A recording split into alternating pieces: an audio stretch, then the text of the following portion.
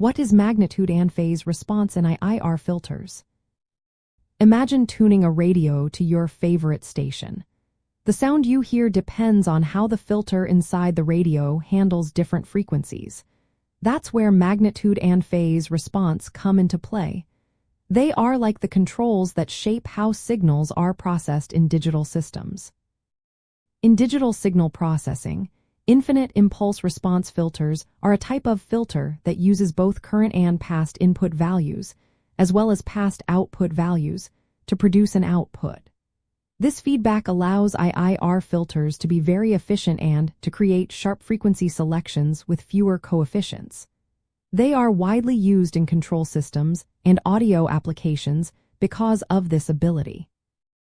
The magnitude response of an IIR filter tells us how much the filter amplifies or reduces each frequency component of a signal.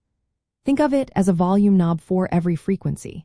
If the magnitude response is 1 at a certain frequency, that frequency passes through unchanged. If it is 0, the filter completely blocks that frequency. The shape of the magnitude response determines whether the filter acts as a low-pass, high-pass, band-pass, or band-stop filter. For example, a low-pass filter allows low frequencies to pass while attenuating high frequencies.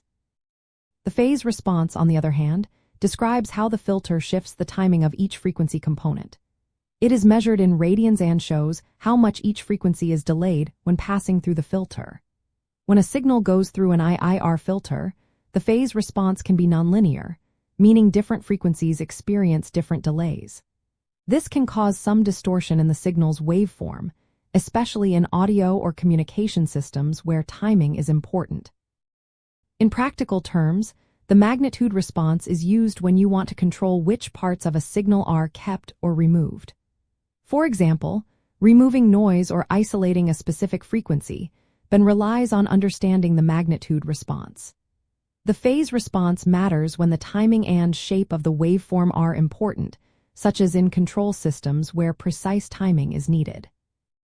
Because IIR filters often have nonlinear phase responses, engineers sometimes use phase correction techniques or choose filters based on the application's needs. To sum it up, the magnitude response shows how much each frequency is amplified or attenuated, while the phase response reveals how the timing of each frequency is shifted. Both are key to designing and understanding filters that work well for specific tasks in electrical engineering and digital signal processing.